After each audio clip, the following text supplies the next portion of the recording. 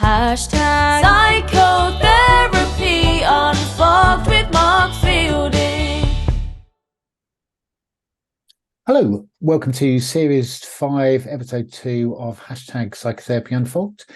Staying with our Series 5 theme of relationships, today we'll be talking with Jo Booler, and the relationship to the unconscious will be our subject. Jo is a holistic hypnotherapist and brings a lot of skills to the table, including NLP, CBT, nutrition, breathwork, and Jo is also a personal trainer. So we'll do our best to get as many of those parts in today, but obviously we only have 40 minutes. Thank you so much for coming on, Jo. Thank you very much for asking me. Yeah. It's lovely to come on and talk to you. The first question I always ask our guests, and say as much or as little as you're happy with, is what are the personal experiences that led you into the field?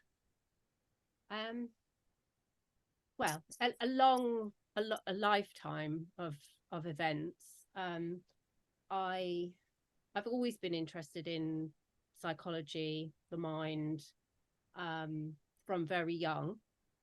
I had a difficult childhood and experienced a very traumatic event at the age of 12, which at the time was undiagnosed, but I had post-traumatic stress disorder.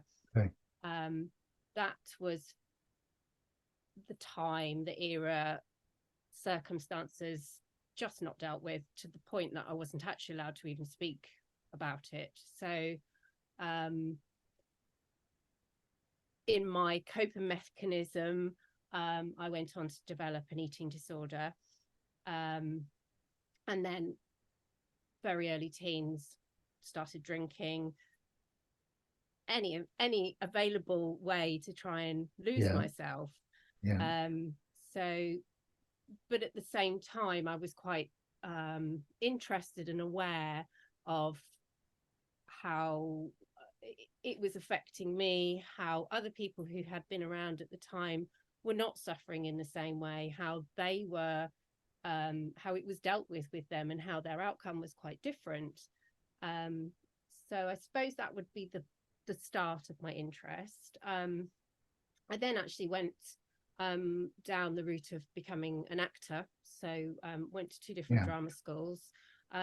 Again, I found that there was sort of two types of characters in those environments. Ones that were very much themselves wanting to show off and look at me. And I was sort of completely in the other camp, whereas actually for myself, it was another form of losing myself, was actually becoming someone else. And along with the real interest in what makes a character tick, how did they get to that point, why are they behaving that way? So it's always been there, but then life sort of goes in different tangents. I had 3 children, so didn't work for a while, and then alongside all the time, sport has always been another release for me. I was a dancer. I've always loved movement. So again, I started to use physical activity as a coping mechanism. Again, took it too far and was overtraining. But at the same time, all my children were involved in sports, and I was asked to start coaching young gymnasts. So that was the start of then why I went down the sort of do this properly, went down the PT route, and eventually set up my business as a bar instructor, which is ballet bar, Pilates, and yoga combined. Really enjoyed that. But at the same time, there was lots of unresolved problems. And 2 years ago, I discovered the alcohol-free movement. It was something that I tried many times before, but actually gave up alcohol, and really that was a significant change in in addressing a lot of problems and facing a lot of problems rather than running away from them. Yeah, and I guess the coping strategies, I mean, just to pull out a couple of them, I guess the eating disorder, the kind of, I don't know, the alcohol. I mean, I guess it's an attempt to self-soothe. And, I'm not going to ask you, and I don't obviously need you to talk about the trauma, but, having undiagnosed PTSD, I mean, it must have been very, very confusing, because I guess you must have been feeling all sorts of feelings and really finding it difficult to make sense of them, and then needing the coping strategies that came in. Yeah, and I guess with exercise and eating disorders, I mean, sometimes, that can slip into more of the realm of the eating disorder and the body than the exercise being good for mental health. But it seems like you've moved, beyond that. And exercise and mental health is something I talk about loads on the show. I mean, it is one of the best things, isn't it, for mental health, for ADHD, for you name it. Physical exercise is so, so good. And then you moved into becoming a PT. I guess that was, yeah. I mean, you've got a well-established business, haven't you, as a personal trainer? I have Yeah. actually stopped teaching now Okay. because unfortunately I sustained pelvic injury, fractured my pelvis, which made it really quite difficult Wow. to continue. So that, coupled with lockdowns, I did sort of go online during that, but it was very difficult. So that's the point where I decided to retrain, and sort of after a couple of months of feeling a bit lost, I thought, I had this feeling I wanted to give back. I wanted to do something. So that's when I then went back into studying. I'd already done psychology at A level, but then I sort of decided to go down the hypnotherapy route. Yeah. And that then I then trained as an alcohol-free coach. I trained in CBT. I trained in breath work. So it was very much about bringing all of those skills and life experience and knowledge together. Thinking, I have got something to share. I can actually help other people make some changes, positive changes in their life. Yeah, and there's something about, I mean, I say this probably too much on the show, but there is something about, I think, transforming your own suffering into helping others, which I think is true of probably most of us in the kind of helping professions, and I guess your love of psychology has always been there, and I guess you've really built on that. I mean, just kind of moving into the hypnotherapy a little bit. Could you, just for our listeners who maybe who are not aware of what hypnotherapy is, could you just say a little bit around what it is and what it looks like in the room? Okay, yeah.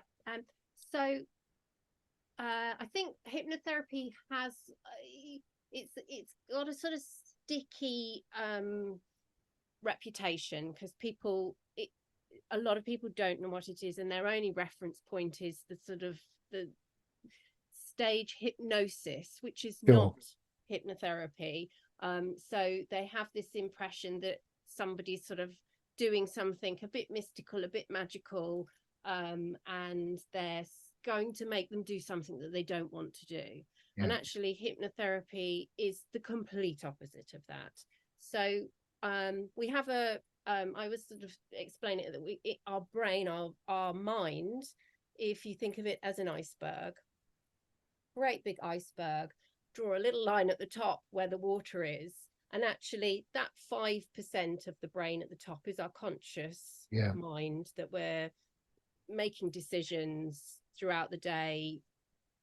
We think with all of our knowledge, but actually that 95% of the mind that sits underneath, that subconscious mind, not only is running our physical body, we're not thinking about breathing, we're not thinking about our blood circulation or all of those things, but they're actually controlled by the mind. But also that's where we store all of our information, everything that we've encountered and everything that we've learned.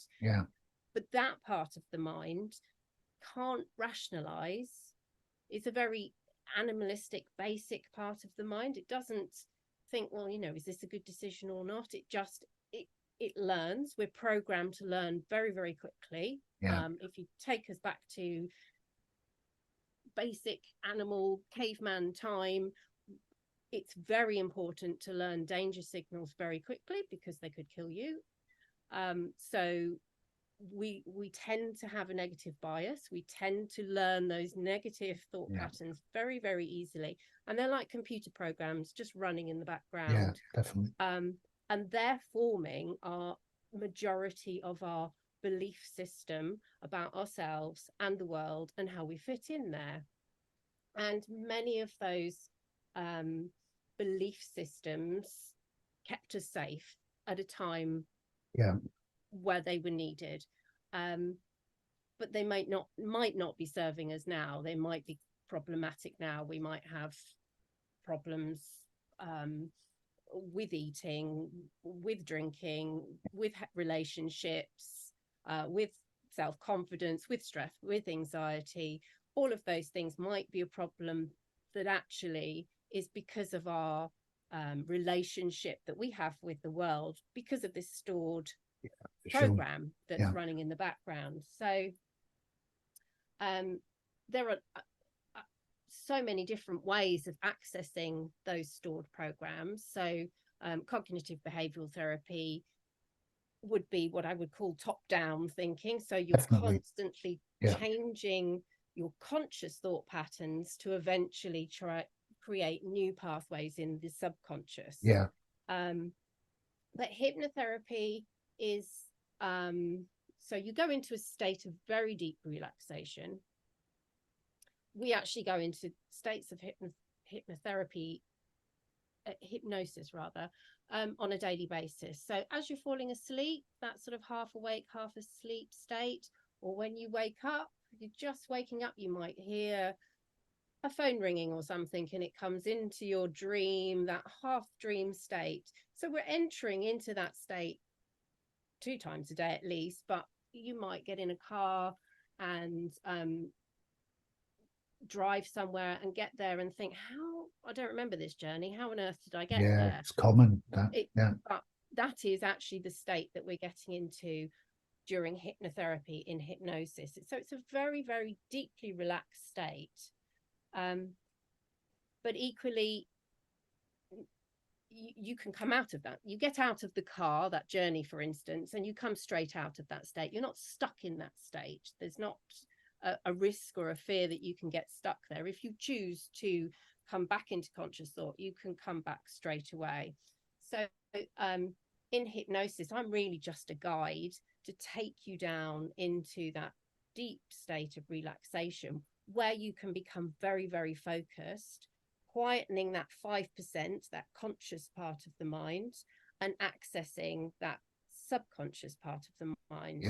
And that's where it's really useful to then find out to do that change work with those programs that are running. So to address those programs, whatever they might be, those problems, do the change work, set positive forward intentions, and then I will bring you back out into conscious state again. So it's a really useful tool, but hypnosis itself is just literally taking you into that state. It's what you do within that state. So that's why then there's the CBT, there's the NLP, there's basic talk therapy. So once you're in that subconscious state, that's where the work can be done. And I guess that is where the change happens. I mean, it's so interesting what you say. Because it is, I mean, we think our consciousness is actually us, but actually it is just really literally the tip of the iceberg, and just resonate with what you're saying. I mean, people do have, I mean, this is common. It's probably true of all of us. We have these scripts that play, don't we? And common ones might be something like not good enough, and that could probably come from family system. I mean, we all have these scripts, but if we don't see them, then they're guiding our life, because they're really powerful, aren't they? But if we don't see them, then they can guide our life, and we can be in these situations and think, why do I feel this way? But I guess with hypnotherapy, you get the client to go deep into their subconscious, and you kind of work there, really. Yes, absolutely, yes. But they're doing the work. That's the important thing for them to understand that they're doing the change work. I'm not doing anything to them. I'm making suggestions to the subconscious. Yeah. But I'm not, if there's no risk that they can do something that they don't want to do, or say something that they don't want to No. do, or reveal anything that they don't want to, they still always have control, but it's a very focused form of therapy. Yeah, and I think that's so important to say, to pick up on what you were saying earlier. People that, you know, are not in the profession, that they often think hypnotherapy is what they see on the stage, you know, someone getting up and then, you know, dancing around like a chicken or something against their will, you know, but that is nothing to do with hypnotherapy. But I guess people walk into your consulting room with those ideas, do they? That somehow Yes, you they can do. manage them. Yeah. Yeah. But I think the thing to always remember, because this was a question I had very early on when I went into hypnotherapy, was, well, why does that happen then? How can these people be dancing on a stage pretending they're a chicken or whatever? Yeah. But you have to remember that those people have bought a ticket to that show. They're already bought into that concept. They want to be entertained, and there is actually a sort of filtering system of who they're going to work with within that show. So those people that are becoming a chicken or what ballerina or whatever it is are very much bought into that. So they're not actually doing anything they don't want to do. That it's just not possible. It's just a form of accessing the subconscious in a way that you are making positive decision statements to them. They're making the decisions whether to go with those positive changes or not. But there is the choice is always theirs. But you just have to remember that those people on stage are bought into that process. Yeah, absolutely. Yeah. I mean, absolutely. You know, they want to be the chicken, don't they, or whatever. Yeah. I mean, can I ask you about? I mean, what's the first part? So if someone comes in, I'm guessing will they lay down? Will they sit down? And then how do you bring them into the first session is always consultation, but it's a fact finding. So it's just a chat, finding out what the problem is, what they perceive the problem is, when the problem started. That's always the biggest clue. When did it start, or when do they remember not feeling that way? Because that's usually where the learnt behavior came from. So fact finding when, where, how it's affecting them, and then I'll decide which treatment I think that will be best, because there's lots of different things within hypnotherapy that I can use. So we have something called Rewind, which is the main one that I would use for trauma. I'm going to ask you about that. PTSD. Obviously I do a weight management program. I don't like to use the word weight loss, although that is what people are coming for. So I've trained in virtual gastric band, but really with whether it's drinking, whether it's losing yourself, whether it's self-harming, whether it's eating disorders, whatever it is a coping mechanism for something. Definitely. So really it's finding out what the coping mechanism is, what's causing it, what's the learned belief that's causing that behavior, finding out where it happened, when it happened, all the emotions going on at that time, and then I've got something to work with. So then they would come back to me if they're physically coming back to me, or if it's a Zoom session, because I work online as well. It's usually about a week later they'll come back, and I have, probably see behind me, I have my reclining chair. So they just get really, really comfortable, and I take them down into state of hypnosis, do the change work. Usually takes around an hour, bring them back out, and then depending on the treatment, we then go on from there the following week.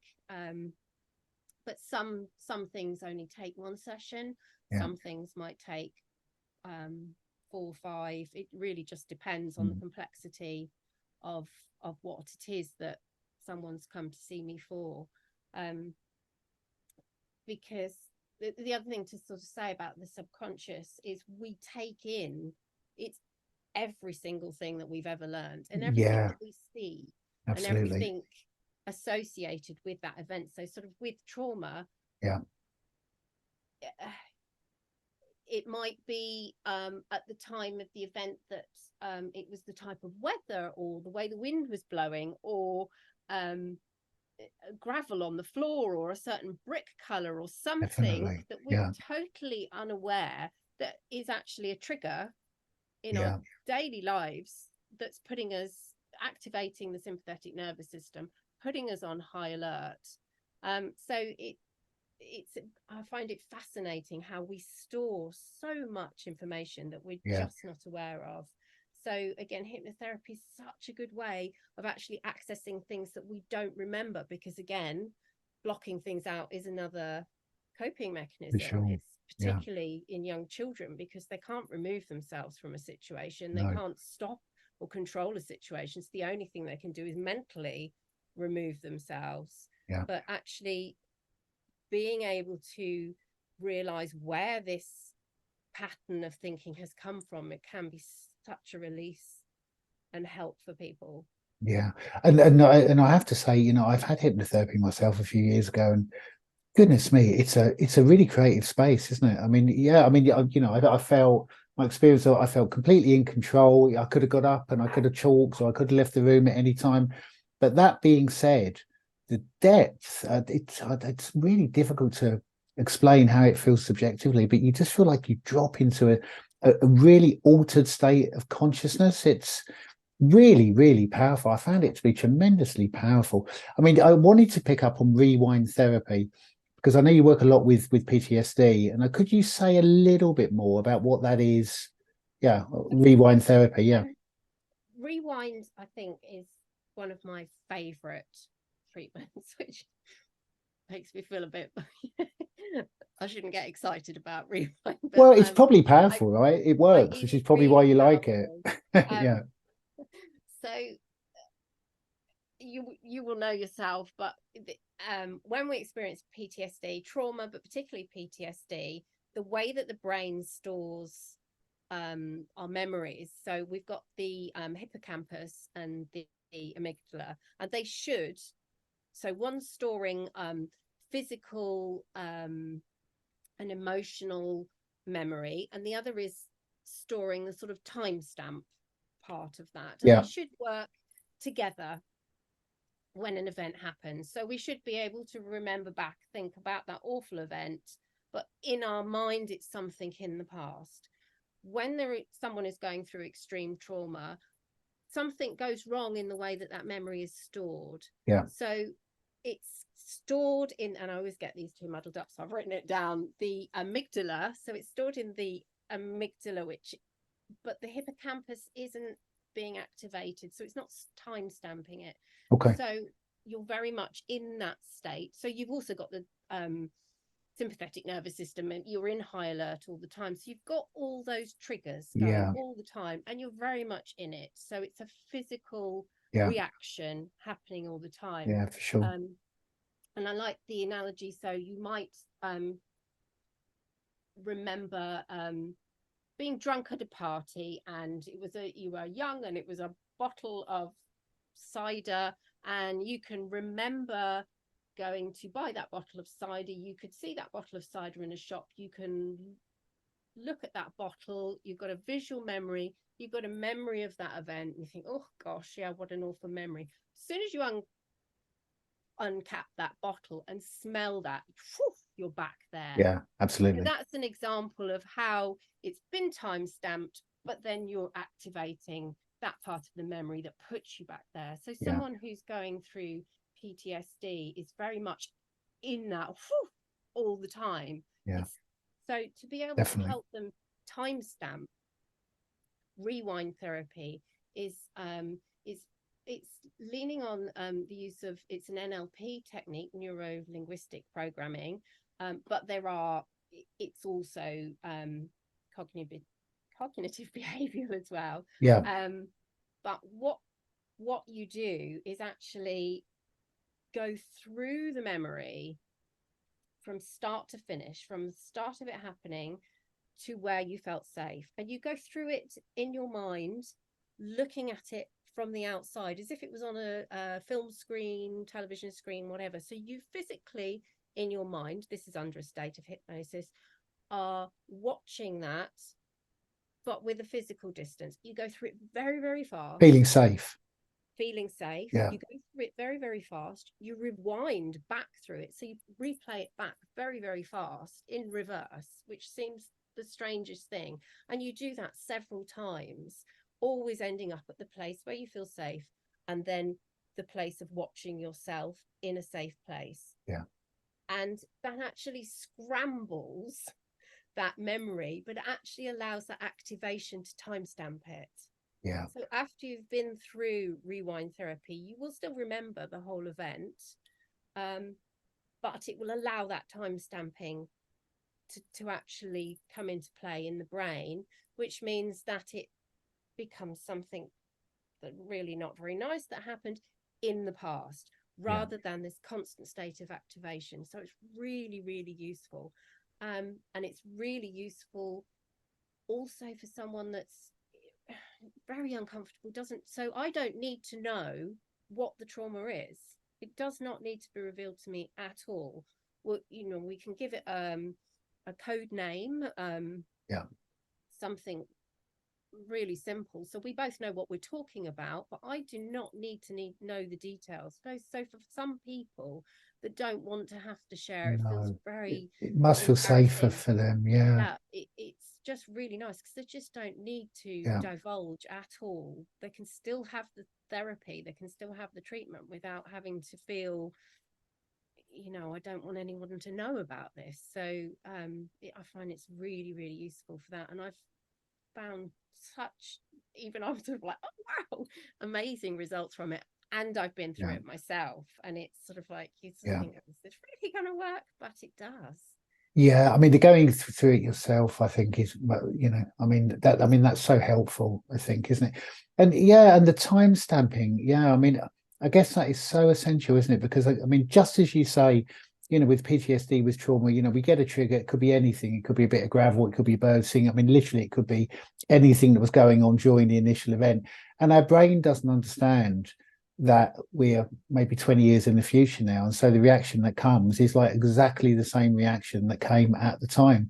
And I guess with the stepping away from it and with the rewinding, you're putting a timestamp. So then when the person thinks about it, I mean, obviously it's still really, really difficult to think about, unpleasant, but it's part of the story of me rather than happening right now. And that must be a real game changer, because I mean, PTSD, hypervigilance, I mean, everything that comes with it.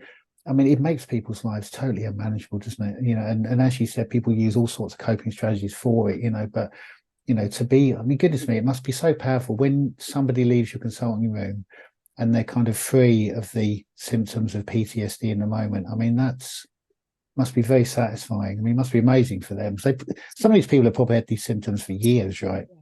Yeah. Yeah, amazing. Yeah, I mean, really, really satisfying. I mean, in terms of the NLP, we don't have to go into this in any detail, but just for our listeners who don't understand what it is, could you just really briefly just say what it is? Just what is NLP? NLP is basically the study and the treatment of the way that we talk to ourselves. Okay. And the way that we frame the world. So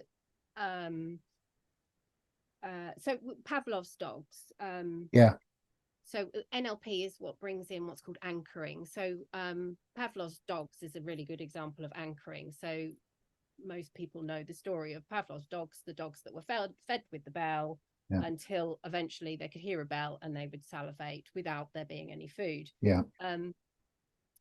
With anchoring, which again we use through hypnosis, but is actually an NLP technique. We could use anything. It could be snapping a band on the wrist or pressing the hand in a certain way. That's common, that actually, isn't it? Yeah. Yes, to anchor in a positive thought. So, for instance, someone that's dealing in a stressful situation or anxiety or whatever, it could just simply be, I'm safe. You ping the band, I'm safe. And that feeling of safety will physically come over the body, because another big part of what I like to explain to people is the mind and the body are not actually separate. We are one. And most people sort of think that everything's in our heads. We live in our heads, and all of those positive and negative chemicals that are going around in our brains, dopamine, whatever, are in the head. They're actually made in the body. And it's the speed of the signal between the two. So NLP is mind mapping again as well, which again is basically how the subconscious has laid down beliefs about the world, but it's looking at those maps, those beliefs of the world, and saying, well, you know, is that actually true? Is that factually true, or is that just your perception? So breaking those beliefs verbally, but obviously doing it through hypnosis, combining the two, it can be a really powerful way of making changes in our thought patterns. Really kind of increasing the level of depth as well. Because I guess NLP can be used without the hypnosis. I mean, similarly with CBT, I mean, I guess if you're working at that level of depth, I guess, you know, presumably everything potentially happens quicker. And what you're saying, I mean, we said this when we had the meeting before we did the show, you know, this separation that medicine makes between mind and body, I mean, it's just not true, is it? You know, mind and body, I mean, it's all one, isn't it? And this is the holistic part in your work, isn't it? You know, I mean, you do work very holistically, don't you, with your clients? That was why it was very important to bring in the name holistic, because it's, although it is a study of the mind, it is the whole body. I mean, anxiety is a great one for that, because anxiety is stored in the body.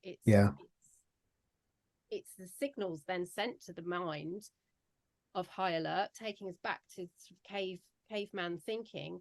We are pre-programmed, that negative bias, we are pre-programmed to look for danger. So that physical sensation goes up to the brain, and the brain naturally goes, what, you know, what is it? And we want to make sense, so we will attach a thought. I'm feeling like this because I'm worried about that. Then sends the signal back to the body, a little bit more adrenaline's released, and off we go. So it's I think once you sort of explain that to people, it's really easy for them to understand how they can spiral in this way. And actually, just by I bring in breath work, mindfulness, meditation, but just taking a moment, and I've experienced it myself many times, where you get that butterfly feeling, that anxiety, and just sit and watch it and just feel it. It is literally a physical feeling. There is no thought attached to it. The mind is very desperate to attach a thought to it, a reason to it, because we're pre-programmed to, but actually it's a physical feeling. And once you sort of got your understanding of that, it's a lot easier to just breathe through it and allow it to dissipate, or move, get outside. Say go outside, move, get out in nature, get some fresh air, get some movement in the muscles. Again, muscles, as they're moving, they're actually mopping up a lot of these chemicals. I mean, that's literally true, isn't it? It is treating the whole body. But yes, one of the simplest things is get out and walk, get some fresh air. If you can get into nature, trees. Again, it's got this sort of bad reputation of tree huggers and things, but it's just quantum physics. We're all atoms. It's all energy. It's an energy exchange. In the same way that someone will come in a room who's got a negative energy and affects you, you can go out into nature, and that energy from nature equally can affect you, and it is just so powerful. Yeah, I mean, the being in nature, I mean, I'm not going to maybe talk about this too much because, our listeners are probably really tired of me talking about it. But, I mean, I live like, I mean, fortunately, I live near like a kind of ancient wood nowadays, and I can wake up and I can feel sketchy, I can feel maybe a bit anxious or whatever. I go for a walk in that wood, I come out, I feel completely different. Being in nature, which where we're meant to be, isn't it? We're meant to be in nature, and there's all loads of research about the interaction with trees and the immune system, et cetera, et cetera, et cetera. But I mean, it is fantastic. And if we could be mindful in nature, then all the better. I mean, if we can really, really show up. I mean, I'm conscious of the time, and I'm wanting to just quickly cover the other things, or two of the other things that you bring. Could you say a little bit about the alcohol-free coaching? Because some of our listeners might be really interested in that. Just say a little bit about, what it is. Yeah. Yeah. So I trained as an alcohol-free coach. It's aimed at anybody. So whether it's you just want to take a break from alcohol, see how you feel. Lots of people do these days with dry January. Or it might be someone that's feeling, I just don't want this in my life, but I'm finding it very difficult to give up. Yeah. It's mostly aimed at that mid-lane drinker. So few drinks a week, few drinks at the weekend. I don't work with and can't work with someone who is, so I would assess the amount that they're drinking, their body mass, etc. I can't work with someone who is actually an alcoholic until they are dry from drinking for 2 weeks. Then I can work with them. Okay. But it's just dangerous if their alcohol consumption is very high to just stop. That needs to be medically reduced. Once they have not drunk for 2 weeks, then I can work with them. But again, alcohol is something that is so endemic in our society that any It is celebration, commiseration, weekend, weeknight, absolutely everything. It's so true. Yeah. It's there. Yeah. And alcohol, some people can, have it, take it or leave it, have it now and then, and it doesn't affect them. But many people are drinking and it's affecting your adrenal glands. Alcohol itself, because it's a liquid, penetrates every cell in the body, so it is causing so much physical damage. It's already been linked to 8 cancers that they know of. Absolutely. Wow. It's the biggest cause of breast cancer in women, yet so many women do not know that, and I find that frightening. No, I didn't know that either. No. But there are 8 cancers that absolutely it is known to cause. But there's so many people that because it's a society norm to drink, will have a drink regularly, but they're not, it's not helping them. They're not, they're sort of on a level 5. They're dealing with hangovers, they're tired, they can't be botheredness, the effects that actually alcohol has. And alcohol actually, that high, I mean, no one's denying it can make people feel relaxed, it can make them feel really good, but that can actually only physically lasts for 30 minutes in the body. So, then you'll have another drink, then you'll have another drink, but you can't actually physically get to that high again. So I find that's a really interesting thing for people to know, because you're basically chasing something that's unattainable. Definitely. Yeah. And the detriment on your body is huge. But just drinking 2 drinks a week, 2 of the units drinks a week, so not massive drinks, affects your adrenal glands to the point that it's bringing everything down. So your base level of the happy hormones is already suppressed. So many people drink because they're depressed, because they feel down, and actually they don't stand a chance. It's bringing everything much further down. Yeah. Plus you've got the hangover, you've got the sluggishness, you've got the I can't be botheredness. So I mean, for me, when I've tried several times to stop drinking. I wasn't an alcoholic. I didn't fit into any of those categories. I didn't actually drink a large amount of alcohol, but I was perpetuating a habit that I could Yeah. see was not helping me. It was not making me feel well. I didn't like having hangovers. It just sort of had a blanket of meh on my life, Yeah. but I still felt like I had to keep doing this thing. And I would do dry January. I feel great. I think the year before I actually stopped, I'd done dry January. I'd done 6 weeks instead of the 4. And then thought, stop being silly. Come on, have a drink. Because the Yeah, it's a lot of message, peer pressure, isn't there? yeah, the message Yeah. of society is so strong. Yeah, Come so on, true. stop being so Yeah. silly. I mean, it's the only drug that Mm. people will question why you're not taking it. I mean, Yeah, I so just think true. flip it to uh, heroin. Yeah. Who gives their children a bit of heroin so that they can get used to it? You know, Yeah, yeah, it's the true. second most dangerous drug that we can take, yet it's readily available. And for myself, it was life changing because all of that just lifted. Mm.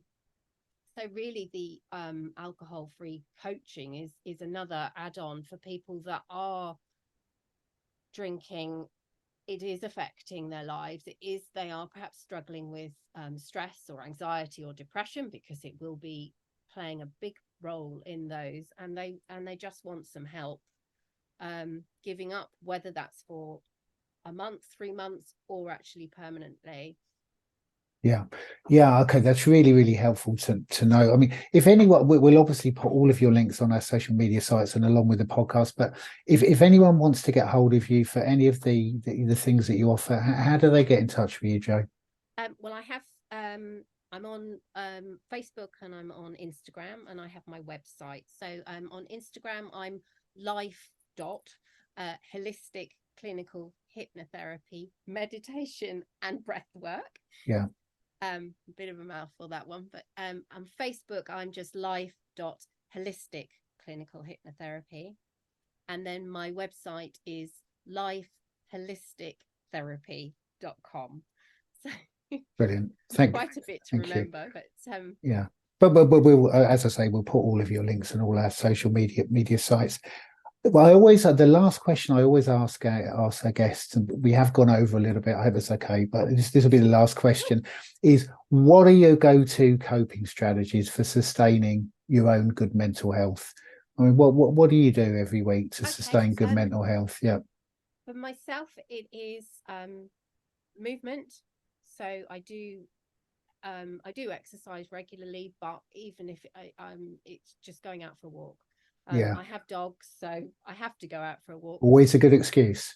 Getting out Yeah, and walking, moving, getting some fresh air, changing your environment. Meditation, I try and meditate every day. yeah, Again, don't beat myself up if I miss a day, but meditation I find really, really helpful to separate yourself. yeah, I am not my thoughts. It is a really, yeah, really good tool. And then the third one actually is something that I've only been doing for the last year, which is a gratitude diary. mm, Just writing down a handful of things that you're grateful for that day. So it could just be 5 things. It could be just the sun is shining. I got dressed. It can be the simplest things, but it is, again, it's training the brain to look for the positive. yeah, And the more that you think about it, the more that you will find, which again is just making that shift into how you see the world, how you map out the world. the choices that you make. Yeah. I mean, I have some of the coping strategies. Yeah, the meditation. I mean, maybe at some stage we'll maybe have you back and talk a bit more about that. I mean, that can be a game changer, can't it? Once you realise that you can't believe what the thoughts your mind is producing. I mean, that is a complete game changer. But it does take a bit of practice. And the getting out and exercising. I mean, even just a walk, I think, is so helpful, isn't it? Especially for people that are maybe feeling low mood. Just getting out into the flow of life, I think, is really good. Loads of research behind gratitude diary, and just as you say, we have this negativity bias, but what we're doing with gratitude, we're switching it out to look for things that we're grateful for. Is there, before we finish, is there anything that you would have liked to have said that I've not given you the opportunity to, Jo, before we end? Only just to bring in the breath work. Just again, that there's many different styles of breath work. In my practice, I'm tending to use so I'm not sure how much people are aware or yourself is aware of breath work, but you can do not much. Our sort of sessions where you are doing very, very aggressive breathing, and you're being taken into you're basically doing the same thing that you're doing in hypnotherapy. You're switching off the conscious mind and accessing the subconscious through breath work. But what I tend to use in my practice is I will do some breathing exercises to activate the parasympathetic nervous system with people. So taking them out of fight or flight or whatever that they're feeling at the time, and actually activating that rest and digest before we then start the session, because some people just actually coming to see me might be activating their fight or flight. So it's a really physical way of calming them down, and it's also something really nice to give them a little practice to take away that they can do at home. So really, really simple one would be the box breathing, which you may or may not have heard of, which is just breathing in for 5, holding the breath for 5, releasing for 5, and holding that out breath for 5. And you might do 10 rounds of that, and that basically activates the parasympathetic nervous system, puts you back into rest and digest, which brings everything down when you're in that state of panic. So it's really, really useful. I mean, breath work is something I don't know that much about, honestly, but goodness me, it sounds really, really powerful. I mean, we've had a few guests on before that have talked about breath work, and it does sound like in so many different ways a really, really powerful exercise that people can incorporate into their lives. So okay, we'll finish there, Jo. Just want to say thank you so much for coming on, and it's been really nice to see you again. Thank you very much for having me. It's been really nice. I hope I haven't chewed your head off with No, it's been great. It's been great. And once again, I'd like to really, really thank Jo for coming on the show. And I think our listeners will agree, what a really, really interesting interview. Jo brings so much to the table in terms of different kind of techniques that I'm kind of glad that we were able to cover some of them. I would have also liked to have asked Jo, if we'd have had more time, a little bit more about the hypnosis and the virtual gastric band. We could have also opened up mindfulness, CBT, NLP some more. I mean, Jo brings, not only a lot of life experience into the work, but also, a lot of training in different areas, and thus, her holistic approach. And, I had to absolutely agree with Jo. I mean, this idea of the separation of body and mind, I mean, dare I say the medical model? I mean, the body and mind we are holistic systems, aren't we? One affects the other. I mean, Jo was talking about anxiety. I mean, I think that it's the perfect example. We feel anxiety in the body, don't we? But there is a mental component to it. And I think often people, whether the mental or the physical comes first, I think often people get into a feedback loop. The anxiety fuels the catastrophic thinking, which fuels the anxiety, and people kind of get into this loop, as Jo was saying in the interview. Some of the techniques in order to break that loop, mindfulness kind of being one, and then breath work possibly being another. Certainly the hypnosis can be massively helpful. And Jo, another practitioner, which I think is so familiar to most people that work in this field, transforming, some difficult personal experiences into a profession around kind of helping others, which I always think is, a really, really wonderful thing. We've got another episode coming up really soon with Matthew Starrett, and we're going to be talking around attachment theory, still staying with the topic of relationships. Got a few more very good shows coming up.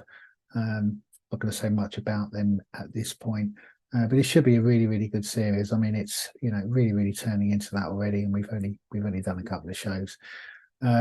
Just want to also thank Joe, who tirelessly works in the background in so many different ways, not only of the editing of the podcast and the YouTube, but also looking into many, many different kind of areas, suggesting guests. I mean, as I always say, it is very much a collaborative effort, although Joe kind of is in the background. Although he did appear on a few of the shows at the end of season 4, which is always good and always gets a lot of hits. So yeah, I'm going to try and get Joe on maybe for a show in season 5, see if I can twist his arm. And as I often say, we have, we've had 5,000 listens on audio, but not everyone subscribes. And I think that is common. If you are enjoying the show, on YouTube or indeed, on audio where it is a lot more popular, please do subscribe. It helps us out in so many different ways. And I guess the more our numbers come up, kind of the more exciting guests, we can offer you. So anyway, as I always say at the end of every show, look after yourself, look after each other, look after the planet. And I'll be back really shortly with the next episode. You take care of yourselves.